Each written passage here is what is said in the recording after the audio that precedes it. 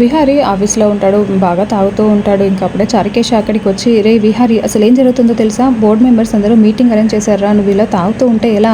కాస్త డీసెంట్‌గా వచ్చి వాళ్ళతో డీల్ చేయరా" అని మాట్లాడుతూ ఉంటే, "అదంతా ఏముండదులే మావయ్య, నేను మాట్లాడతాను" అని విహారీ అంటూ ఉంటాడు. ఇంకా చారుకేష విహారీని కొంచెం సెట్ చేసి నీట్‌గా జుట్టంతా సదిరేసి, "రేయ్ కాస్త సైలెంట్‌గా ఉండరా ప్లీజ్ రా" అని చారుకేష బ్రతిమలాడి మరి బోర్డ్ మెంబర్స్ ఉన్న మీటింగ్ హాల్లోకి తీసుకొని వెళ్తాడు. ఇంకా అప్పుడు అంబిక అక్కడే ఉంటుంది. "ఏంటత్తయ్య ఈ మీటింగ్ అంతా ఎందుకు అరేంజ్ చేశారు" అని విహారీ అడుగుతూ ఉంటే, "ఒక్క నిమిషం విహారీ, నువ్వు సరిగ్గా కంపెనీకి రావట్లేదు, పట్టించుకోవట్లేదు కదా, అందుకే బోర్డు మెంబర్స్ అందరూ మీటింగ్ అరేంజ్ చేశారు" అని అంబిక చెప్తూ ఉంటుంది. సరే అని చెప్పి ఇంకా విహారీ మాట్లాడుతూ ఉంటాడు. విహారీ కూడా మాట్లాడతాడు. ఇంకా మన బోర్డ్ మెంబర్స్ అందరూ మన కంపెనీకి ఇలా చేద్దాం అనుకుంటున్నారు, మీరు నిన్ను చైర్మన్గా తీసేద్దాం అనుకుంటున్నారు అని అంటూ ఉంటే, అలాగే పర్వాలేదు, కానీ మన కంపెనీ ఇన్ని రోజులు 40% లాభాల్లో నడిచింది. మీరు కూడా ఆ కంపెనీని ఇప్పుడు 40% 50% లాభాల్లో అయినా నడిపించాలి, లేదంటే మినిమం 40% లాభాల్లోకైనా తీసుకురావాలి. అలా అయితేనే ఓకే అని విహారీ చెప్తూ ఉంటే, అంబిక బోర్డ్ మెంబర్స్ అందరూ చాలా షాకింగ్గా విహారీ కాన్ఫిడెంట్గా మాట్లాడుతున్నాడని చాలా షాకింగ్గా చూస్తూ ఉంటారు. ఆ తర్వాత అంబిక స్క్రీన్ మీద విహారీ ఫోటో వేసి, ఇన్ని రోజులు మనకి చైర్మన్గా ఉన్న వాళ్ళు వీళ్ళు, కానీ ఇప్పుడు మనం మన కంపెనీని ఎక్స్ప్లోర్ చేయాలి అంటే మనకు కొంచెం మ్యాన్ పవర్ కూడా అవసరమై ఉంటుంది. ఇప్పటి వరకు మన కంపెనీలో ఉన్న మెంబర్స్ గురించి తెలుసుకుందాము అని విహారీ ఫోటోని వేసి, విహారీ ఇన్ని రోజులు మనకి చైర్మన్గా ఉన్నాడు అని విహారీ గురించి మాట్లాడుతూ ఉంటుంది. ఇంకా విహార్ని ఎలాగైనా రెచ్చగొట్టాలి అని చెప్పి విహారీ తర్వాత లక్ష్మి ఫోటోని వేస్తుంది. ఇంకా లక్ష్మి ఫోటోని చూడగానే విహారీకి చాలా కోపం వస్తూ ఉంటుంది. ఇంకా ఈ కనక మహాలక్ష్మి ఇన్ని రోజులు మనకి సీఈఓగా ఉంది అని చెప్తూ ఉంటే, ఇంకా బోర్డు మెంబర్స్లో ఒక మేనేజర్ పిఏలేసి మాట్లాడుతూ ఉంటాడు. తను ఈ విహారీ గారికి ఆవిడకి ఏదో అక్రమ సంబంధం ఉందని, దాని ద్వారానే తను సీఈఓగా ఎదిగిందని అందరూ బయట అనుకుంటున్నారు. తన మీద ఎన్నో కేసులున్నా అవన్నీ కొట్టివేశారని చెప్పి మీరు చెప్పారు, కానీ బయట తన గురించి మీ గురించి వేరేలాగా టాక్ ఉంది అని, మీ ఇద్దరికి ఏదో అక్రమ సంబంధం ఉంది అని చెప్తూ ఉంటే విహారీకి అప్పటికే చాలా కోపం వస్తూ ఉంటుంది. ఇంకా వెంటనే అక్కడ ఉన్న గ్లాస్ బాటిల్ తీసుకొని అతని తల మీద కొట్టబోతూ ఉంటే, అతను పక్కకు జరగడంతో ఆ బోర్డు మెంబర్ తల మీద ఆ బాటిల్ పగులుతుంది. ఇంకా అక్కడ అలా గొడవ జరుగుతుంది. అంబిక నవ్వుకుంటూ ఉంటుంది. ఆ తర్వాత అందరూ బయటికి వెళ్ళిపోతారు.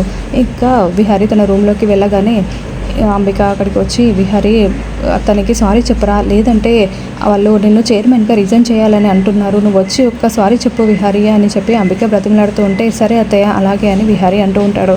మరోవైపు లక్ష్మికి హాస్పిటల్లో ట్రీట్మెంట్ జరుగుతూ ఉంటుంది. ఇంకా డాక్టర్ వచ్చి లక్ష్మిని చెక్ చేసి నర్స్కి చెప్తూ ఉంటుంది. ఇప్పుడు తను బాగానే ఉంది అని చెప్తూ ఉంటుంది. అప్పుడే లక్ష్మికి స్పృహ వస్తుంది.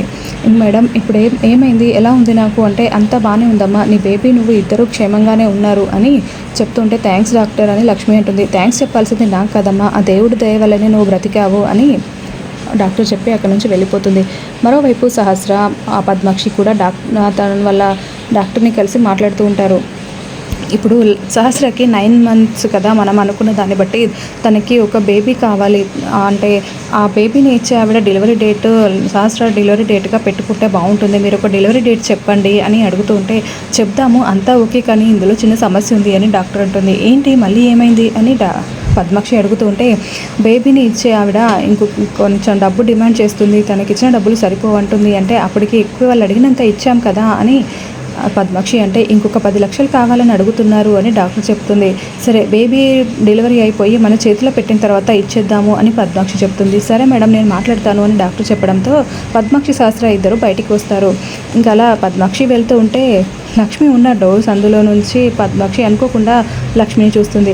ఇంకా అక్కడే ఆగిపోయి, ఇది వెళ్ళిపోయింది, దీని పీడ విరిగడైపోయింది అనుకుంటే మళ్ళీ ఇది ఇక్కడ తిరుగుతుందా, ఉండు దీని సంగతి చెప్తాను అని అనుకుంటూ ఉంటుంది. సహస్ర కాస్త 4 అడుగులు ముందుకు వెళ్తుంది. అలా వెనక్కి తిరిగి చూసేసరికి పద్మాక్షి అక్కడ నిలబడి ఉంటుంది.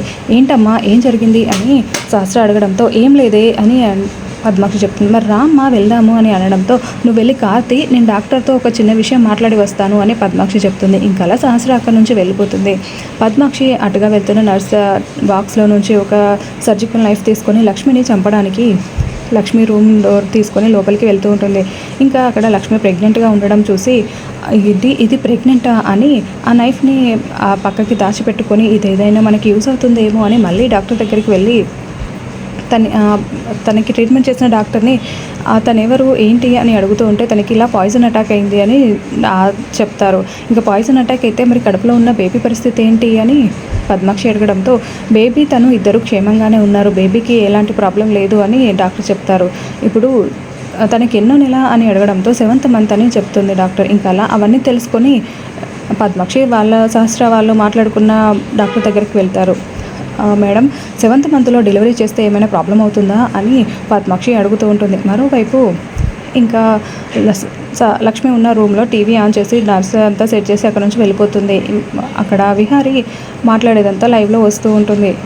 విహారీ తల పగలగొట్టింది అంతా లైవ్లో చూపిస్తూ ఉంటారు.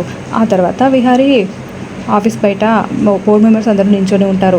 ఇంకా విహారీ అక్కడికి రావడంతో ఏంటి ఇదంతా అని మళ్ళీ సీరియస్గా అడుగుతూ ఉంటే, ఇప్పుడు మీరు సారీ అయినా చెప్పండి, లేదంటే మీరు చైర్మన్గా అయినా రిజైన్ చేయండి అని బోర్డు మెంబర్స్ చెప్పడంతో, ఓ అంతేనా మూర్తి గారు అని గట్టిగా పిలవడంతో ఇద్దరు వ్యక్తులు అక్కడికి వస్తారు. చెప్పండి సార్ అని అడగడంతో వెంటనే రిజిగ్నేషన్ లెటర్ని టైప్ తీసుకురండి అని చెప్పడంతో, సార్ అది అని అతను అంటాడు.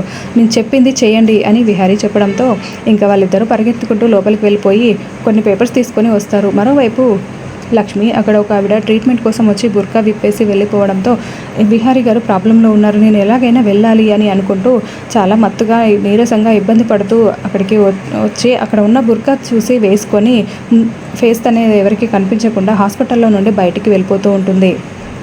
అలా ఒక ఆటో తీసుకొని విహారీ ఆఫీస్ దగ్గరికి వచ్చి చెట్టు చాటున నించొని చూస్తూ ఉంటుంది. మరోవైపు విహారీ నీకు సారీ చెప్పడం కన్నా నేను చైర్మన్గా రిజైన్ చేయడమే బెటర్ అని చెప్పి చైర్మన్ ఆ పేపర్స్ మీద సైన్ చేస్తూ ఉంటాడు. ఇంకా లక్ష్మి ఎలాగైనా ఆపాలి అని అనుకుంటూ విహారీ గారు అని అడగబోతూ ఉంటే అప్పుడే భుజంగం అరేంజ్ చేసిన వ్యక్తులు అతను వచ్చి లక్ష్మిని నోరు అరవకుండా నోటికి చేతిని అడ్డం పెట్టి లాక్కొని వెళ్ళిపోయి కారులో ఎక్కించుకొని తీసుకొని వెళ్తూ ఉంటారు. మరోవైపు విహారీ రిజిగ్నేషన్ లెటర్ మీద సైన్ చేసి కార్ తీసుకొని వెళ్తూ ఉంటాడు. ఇంకొక ట్రాఫిక్లో లక్ష్మి వాళ్ళ కారు పక్కనే విహారీ కారు ఉంటుంది. మళ్ళీ లక్ష్మి విహారీని చూసి పిలుద్దాం అనుకునే లోపే ఆ ఇద్దరు వ్యక్తులు లక్ష్మికి మత్తుమందు ఇచ్చి స్పృహ కోల్పోయేలా చేస్తారు. అప్పుడే భుజంగం ఫోన్ చేస్తాడు. ఏంట్రా జరిగిందా పని, ఆ అమ్మాయి దొరికిందా అని అడగడంతో దొరికిందన్నా అని అతను చెప్తాడు.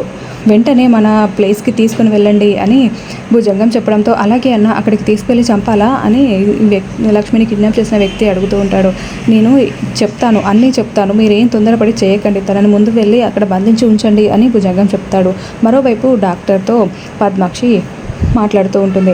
7th మంత్లో డెలివరీ చేస్తే ఏమైనా ప్రాబ్లం అవుతుందా అని అడుగుతూ ఉంటే 7th మంత్లో డెలివరీ చేస్తే కొన్ని కాంప్లికేషన్స్ ఉంటాయి, కొద్ది రోజులు ఇంక్యుబేటర్లో పెట్టాల్సి ఉంటుంది బేబీని, అయినా ఇదంతా ఎందుకు అడుగుతున్నారు అని డాక్టర్ అడుగుతూ ఉంటుంది.